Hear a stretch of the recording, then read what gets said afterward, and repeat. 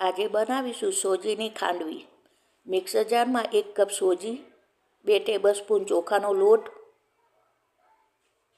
1 cup દહીં, 1/2 inch આદું અને 2 લીલા મરચાં।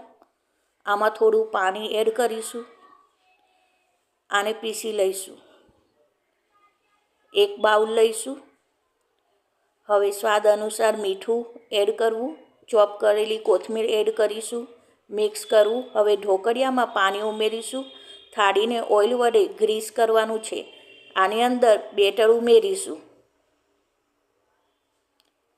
ઢોકળિયામાં મૂકીને 2 થી 4 મિનિટ બાફી લેશું।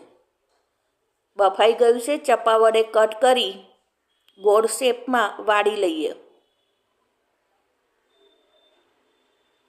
હવે વઘાર માટે કઢાઈમાં ઓઇલ લઈએ, તેમાં હિંગ, જીરું, કઢી પત્તા એડ કરીશું। આ વઘારને સોજીની ખાંડવી ઉપર નાખીશું। હવે કોથમીરની ચટણી જોડે સર્વ કરીશું તો તૈયાર છે।